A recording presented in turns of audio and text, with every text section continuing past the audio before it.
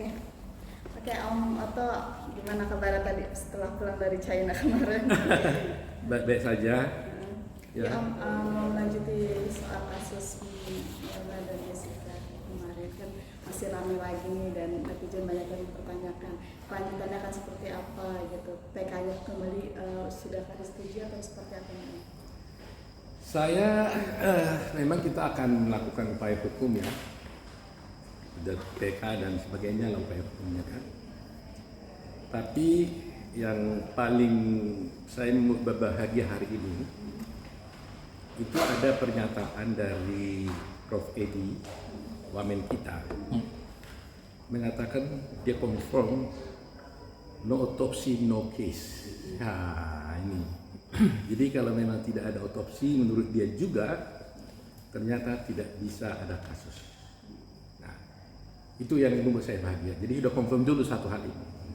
Persoalan entah apakah dilakukan otopsi atau tidak, tentunya kami meyakini bahwa tidak ada otopsi.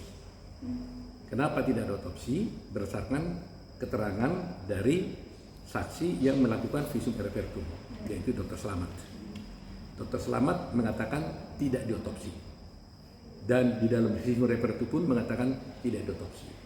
Jadi terus terang hari ini saya senang ya, karena selama ini kan berbeda kan hanya itu aja. Apakah kalau tidak diotopsi itu boleh dijadi case atau tidak? Sebenarnya Pak Krisnamurti juga sudah menyatakan demikian. Tapi dalam perkembangannya kan jadi rame karena persoalan otopsi. Tapi dengan adanya pernyataan dari Pak Edi, Prof. Edi, ya, saya berterima kasih sama beliau karena menyatakan yang sebenarnya, dan confirm berarti no autopsy, no case, no crime. Dan karena itu berarti semua pihak sudah harus menyadari, mengakui bahwa kasus ini harus ditutup seharusnya. Persoalannya sekarang adalah karena sudah terlanjur jadi hukum, bagaimana caranya membukanya? Nah, caranya membukanya ini harus menggunakan hukum progresif tentunya. Sama dengan kasus Senkon dan Karta. Dalam kasus Senkon dan Karta, Senkon juga sudah dihukum sekian tahun, ya kan? Sudah inkrah juga. Tapi akhirnya diketahui ternyata bukan dia pembunuhnya. Oleh karena itu Mahkamah Agung pada waktu itu mengambil sikap yang luar biasa, memberlakukan PK, lembaga PK, dan akhirnya Senkon disuruh melakukan PK, dan akhirnya dia bebas. Itu Mahkamah Agung top pada waktu itu. Mudah-mudahan hari ini juga Mahkamah Agung kita bisa mencari jalan keluar. Kami juga sebagai lawyer pasti mencari jalan keluarnya, ya, mencari jalan keluarnya. Dan ya bisa saja tentunya Mahkamah Agung walaupun keputusan hakim itu harus dianggap tepat walaupun salah. Apapun putusan hakim harus dianggap benar. Ya, kita bilang salah pun tetap harus dianggap benar. Itu harus saya gentleman melakukannya. Saya hormat kepada putusan hakim. Ya. Nah, tetapi kan kalau sudah putus inkrah kan nggak ada salahnya kita eksaminasi. Ya kan? Jadi saya meminta bahwa katanya ya, saya mendengar juga ada beberapa universitas negeri akan ingin mengeksaminasi kasus ini. Dan lebih baik memang kalau boleh yang mengeksaminasi itu juga internal Mahkamah Agung. Ya, sebagai bahan pengetahuan, ya kan? Nah, kalau mereka eksaminasi, tentunya sebagai lembaga yang ingin menegakkan keadilan, mereka kan bisa berpikir mengambil cara bagaimana caranya. Kalau sungguh-sungguh mereka meyakini, mengetahui bahwa Jessica tidak bersalah, tidak mungkin dong dibiarkan begitu. Hanya demi supaya hukumnya pasti, nggak boleh lagi dibuka, nggak boleh gitu. Harus hukumnya progresif, harus mencari kebenaran dan keadilan. Jadi itulah update kita hari ini. Jadi saya harapkan, saya berdoa pintu hati Mahkamah Agung terbuka untuk bisa mencari jalan, untuk bisa kalau kami nanti juga mengajukan PK juga memberikan suatu jalan. Om, soal Profesor Edi juga kan bilang bahwa dokter yang dilakukan dokter Jaja itu nggak bisa jadi pegangan. Yang jadi pegangan itu adalah Profesor Budi Sempurna. Tanggapan Om seperti apa sih? Budi Sempurna juga bilang juga ada otopsi. Tapi kan yang jadi istilahnya yang apa yang dibilang dokter Jaja itu gak bisa jadi pegangan, kata Profesor Edi. Budi Sampurna pegangan, Jaja pegangan, sama. Budi Sampurna pegangan ngomongnya apa? Nggak harus otopsi kan? Iya. Cuma kan kalau dokter Jaja katanya gak bisa jadi patokan gitu lah Om, misalnya kalau kata Itu hakim, kalau keterangan dokter Jaja, dokter Budi, dokter siapapun, semua keterangan ahli itu harus hakim yang menilai sebenarnya. Yang kami komplain adalah tidak dinilai di dalam pertimbangannya, gitu loh, tidak dinilai, hanya dikesampingkan begitu saja. Mestinya kan dipertimbangkan, oh kami tidak sependapat dengan pendapatnya Jaja, boleh aja gitu kan? Kami tidak sependapat dengan pendapatnya, umpamanya Ben Ong gitu kan? Sebabnya ini, itulah yang berkeadilan gitu. Tapi kalau bilang bahwa nggak perlu tidak relevan, tidak dipertimbangkan, itu kan apa gunanya dong kami bersidang gitu. Jadi kalau dibilang Budi Sampurno yang kuat, ini nggak kuat, nggak boleh. Saya pun nggak boleh bilang begitu. Harus hakim bilang begitu. Tapi kalaupun kesaksiannya si Budi Sampurna, Budi Sampurna yang kuat, maka kesaksiannya itu juga mengatakan tidak ada otopsi. Sama dengan Jaja, nggak ada bedanya. Apa bedanya? Budi Sampurna juga mengatakan tidak otopsi, dan dia tidak melakukan otopsi juga. Jaja tidak melakukan otopsi, Budi Sampurna juga tidak melakukan otopsi, ya kan? Tapi lebih akurat dokter Jaja. Kenapa? Karena dia yang melihat mayat langsung, dia memeriksa mayat langsung.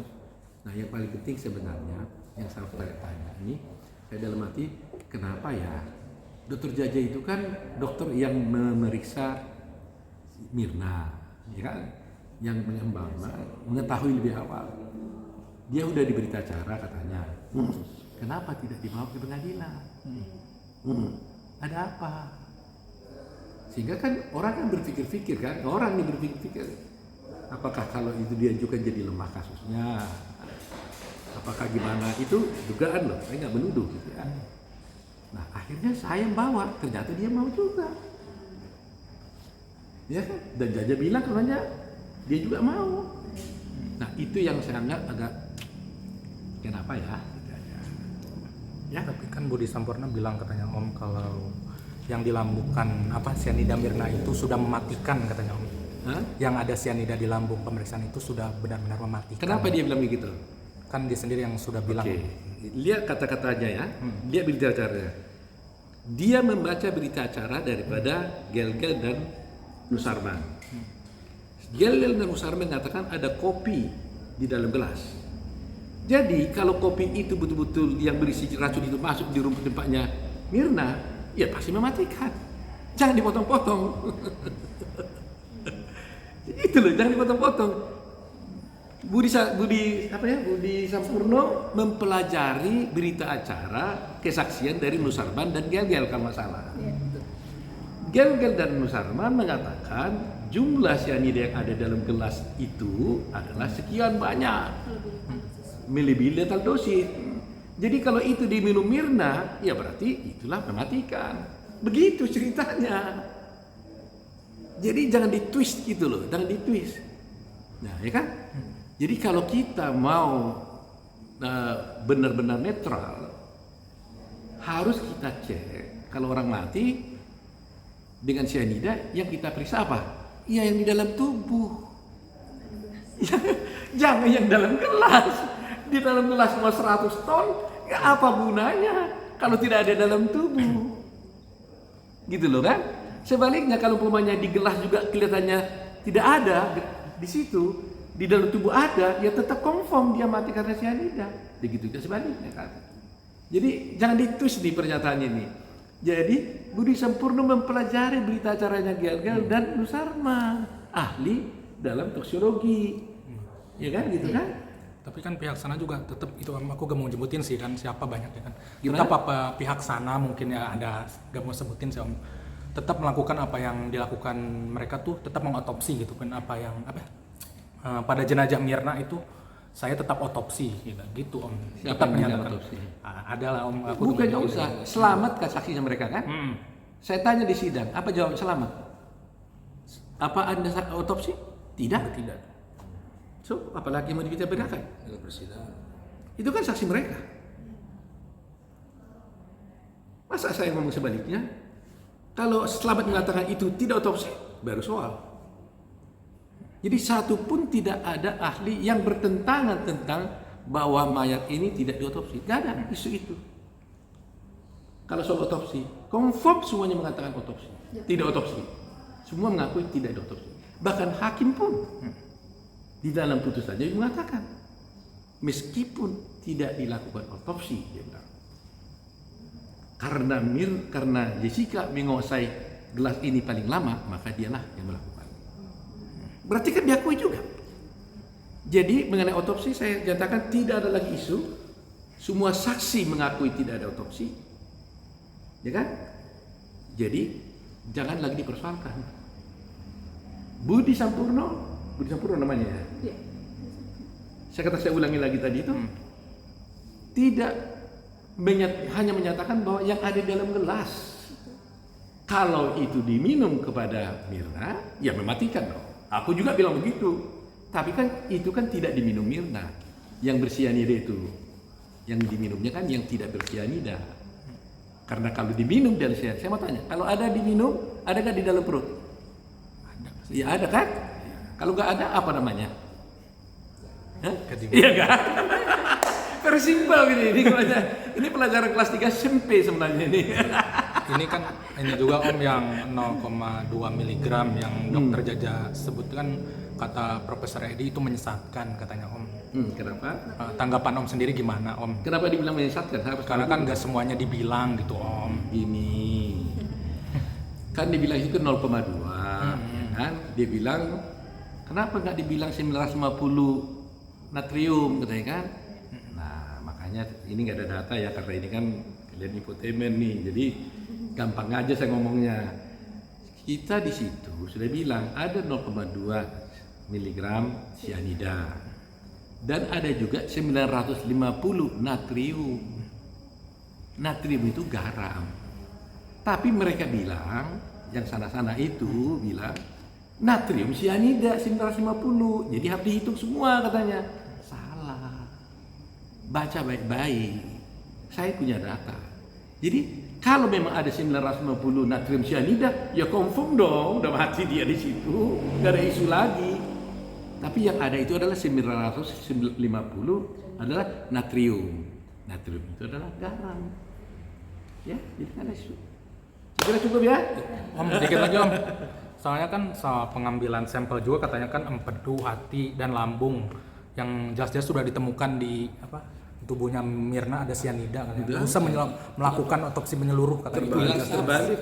Justru sampelnya diambil, hati diambil, ternyata nggak ada sianida.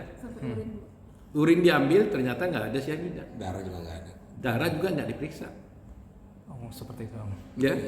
Tapi soal ini Om, yang banyak pengacara nih Om update-annya siap membantu Jessica. Mungkin yang terbaru adalah Kamarudin. Tanggapan Om sendiri gimana? Seluruh rakyat Indonesia yang mau bantu saya terima kasih. Ya, mohon dukungan, mohon doanya. Ya. Ya, kalau nanti ada yang mau pengen bergabung, ya kita welcome. Karena ini bukan perkara saya lagi kan. Ini udah perkara rakyat Indonesia nih. Jadi siapapun yang mau ikut bergabung, welcome. Sangat terima kasih kita. Ya. Soal adanya netizen yang kalau boleh tahu mungkin pengacara yang ikutan mendukung nih akhirnya gitu. Saya dengar kemarin itu dari Surabaya dari 1.000 orang katanya sudah menawarkan saya mau bukan hanya mendukung, mau jadi kuasa hukum. 1.000 ya Om? 1.000 orang baru Surabaya, terus ada lagi kemarin juga dari Jakarta Barat. Itu kalau nggak salah juga 800 orang. Jadi kalau ini kumpul semua orang itu hampir bisa 60.000. Saya bilang gimana nanti di LP kalau semua, karena apa? Kalau dia punya surat kuasa, dia bisa datang mengunjungi Jessica. Wah ini rame nih. Nah ini jadi sekarang ini mereka bilang enggak bang, kami minta jadi kuasa hukumnya katanya. Wah saya bilang saya terima kasih. Saya ini bukan kasus pribadi saya. Kalau banyak sekali orang, mari datang. Jadi ya coba nantilah kita lihat kesungguhan mereka ya. Kesungguhannya. Yang dipilih sama Kak Jessica itu abang ya, bahkan sampai istilahnya nggak dibayar gitu ya bang. Iya kita yang dipegang ya sama Pak Bostam, Ibu Nurul. Ini semua tuh pejuang-pejuang sejati nih. Tidak ada matinya nih, mulai 7 tahun yang lalu sampai sekarang setia terus berjuang untuk Jessica. Jadi kalau ada Tuhan gerakkan rakyat Indonesia mendukung, baik yang lawyer, mungkin yang tidak lawyer bikin dalam doa. Saya lihat juga melalui TikTok pendapatnya yang bagus-bagus. Terus terang aja saya sebagai pribadi, saya sebagai atas nama keluarga Jessica, atas nama Jessica mengucapkan terima kasih atas dukungan semua masyarakat dan teman-teman lawyers yang ingin bergabung dengan kasus ini. Welcome, let's go together. Soal ayahnya Mirna Om yang tunjukin video baru di depan Karni Ilyas yang bukti katanya belum dilihat Tangan semua itu. orang. Hah? Tangan itu loh Om, Tangan itu. yang katanya belum ditunjukin ke semua orang. Ya barangnya aja nggak kita benahin dia, apa yang mau kita bicarakan? Tapi Terus menanggapi hal tersebut Gimana nih? Nah, nantilah kita cerita soal itu lagi. Nah, itu masalah hukum serius itu, masalah hukum serius. Ya. tapi soal katanya percuma mau PK katanya Om. Hah? Kata ayah Jessica. Ayah Jessica, ayah Mirna. Ya wajar lah, kita maklum lah, anak meninggal tentunya saya harus respect lah. Ya. Saya tidak boleh mengecilkan. Ya. Jadi kalau dia sedikit marah, emosi kepada saya maklum. Saya tidak marah. Ya, saya maklum, saya tidak marah. Itu adalah wajar. Cuma jangan dikira saya berhadapan dengan dia, tidak. Saya membela Jessica bukan untuk mau berperang, tapi untuk mendapatkan keadilan buat Jessica. Seperti saya katakan, kalau Jessica bersalah, 20 tahun terlalu kecil, harus mati itu. Ya kan? Kalau bersalah. Cuma kami yakin dia tidak bersalah berdasarkan bukti-bukti yang kami miliki, bukan hanya karena keyakinan begitu saja, tapi berdasarkan bukti-bukti yang miliki. Disinilah tanggung jawab moral kami sebagai lawyer. Tidak boleh kami meninggalkan Jessica. Kalau ini kami tinggalkan, kalau negara ini membiarkan ini terjadi dan membiarkan ketidakadilan terjadi, bukan tidak mungkin itu terjadi pada diri kita, diri Anda semuanya, diri-diri yang lain-lain. Apakah kita tunggu dulu harus semuanya terjadi? Harus menimpa Anda dulu baru kalian ribut? Tidak. Ini negara kan transparan, ya kan, harus transparan. Dan saya yakin lah, mudah-mudahan saya berdoa, ya kita berdoa. Mudah-mudahan Mahkamah Agung terketuk hatinya, mencari jalan keluar. Ya, saya juga akan usulkan nanti jalan keluarnya. Salah satu entah melalui PK. Nah, nanti kalau kita PK, ya tentunya dilihatlah bahwa ini adalah keadilan progresif yang harus dicapai, bahwa ada ketidakadilan terjadi. Seperti katakan tadi itu, saya bangga hari ini, senang hari ini, bukan bangga, saya senang hari ini karena Prof. Edi secara tegas di dalam podcastnya hari ini, diskursus mengatakan no autopsy, no crime. Artinya karena kami sudah bisa buktikan bahwa tidak ada otopsi, berarti kasus ini harus di close. Tapi sudah terlanjur dihukum. Nah, gimana caranya? Kita lihat nanti. Netizen katanya Om sampai bawa aja deh ke pengadilan internasional katanya Om. Kalau melihat lagi, Ya. Om gimana Om tanggapannya Om?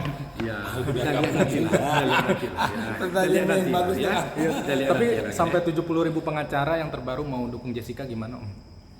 Ya itu bukan. Kalau kan ini udah ribuan nanya ke saya, mereka bergabung. Saya katakan kalau semua saya terima 70.000 gimana gitu loh kan?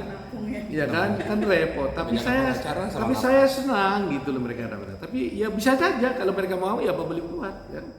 Sudah saya katakan ya ini bukan kasus saya sendiri. Ini kasus rakyat Indonesia. Foto, Itu saja. ini juga ada nih yang viral petisi buat Pak Jokowi kan. Itu viral tuh foto, Apa itu? banyak yang menandatangani buat Jessica gitu. Oh gitu ada ya? Iya, foto ngeliatnya gimana sih, mungkin sampai netizen gitu peduli juga gitu. Ya Sampai saya bikin petisi. saya harus berterima kasih ya karena mungkin rakyat melihatnya. Tapi kami nggak pernah gerak-gerakan itu. Ya saya nggak pernah. Saya juga kagum lah sama netizen kita sekarang ini. Betul-betul kagum banget gitu loh. Dan pinter-pinter banget gitu loh. Umpamanya ada pernyataan A yang salah gitu. Dia bisa cari bukti dari mana, ditempel langsung ini balas gitu. Waduh, saya sendiri heran gitu loh. Saya banyak terbantu dari para netizen ini yang pintar-pintar. Saya kan nggak semua datanya ada. Mereka punya loh dari mana-mana tuh. Asal si A ngomong ini salah, ditimpel sama mereka dengan senang. Wah, top banget deh. Terima kasih ya semua netizen. Terima kasih. Lebih Ya. intelijen Om. Keren. Dan ini bagus buat bangsa Indonesia. Inilah pertamanya rakyat bersatu, itu namanya. Rakyat bersama untuk mendapatkan keadilan. Karena mungkin sudah lama tidak mendapatkan keadilan. Jadi ini top banget buat mereka. Salut mereka. Yang kata dokter selamat Om, Hah? yang katanya apa sih kerokongan sama mulut Mirna nih ada inian katanya Om mengalami korosit katanya berarti itu tuh ada racun katanya Om. Hah? Kalau udah mengalami korosit sama mulutnya berarti itu ada racun katanya.